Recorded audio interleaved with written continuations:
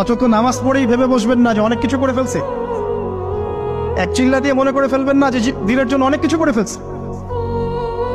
একটা হজ করেছেন, ওমরা করেছেন, সিয়াম রেখেছেন, দিনের জন্য দান সৎকা করেছেন, একটা মাদ্রাসা মসজিদ করেছেন, ভেবে বসবেন না আপনি সব অনেক কিছু করে ফেলেছেন এবং অন্যরা সব কক্রোচ তেলা পোকা, ওরা জাহান্নামে যাবে এমনটা মনে করবেন। জানি না আমরা যে কার আমলের কতটুকু আল্লাহর কাছে কবুল হচ্ছে।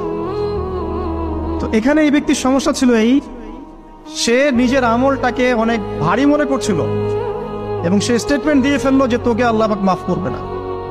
এই একটা কথা মন থেকে বলার কারণে তার ইহকাল পরকাল দুটা বরবাদ হয়ে গেল, সে জাহান্নামে চলে গেল। ঠিক আরেক ব্যক্তির ঘটনা আছে এমন, এগুলো সবগুলো রেফারেন্স আছে। এক ব্যক্তি প্রচুর ইবাদত করত, আল্লাহ পাক তার ইবাদত করার জন্যে পাহাড়ের চূড়ায় একটা সুন্দর ব্যবস্থাও করে দিয়েছিলেন। সেখানে ডালিম গাছ হতো, ঝর্ণা আসতো, খাবারের কোনো অভাব নাই।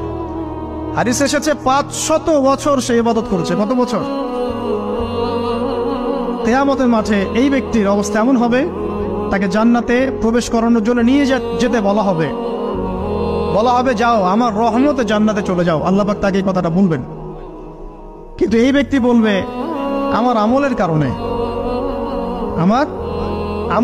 আল্লাহ পাক বলবেন আমার রহমতে জান্নাতে চলে যাও।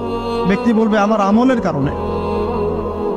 আল্লাহ রাব্বুল আলামিন তখন তাকে দেওয়া সমস্ত নেয়ামতগুলোকে এক পাল্লায় করবেন আর তার সমস্ত আমলকে আরেক পাল্লায় করবেন।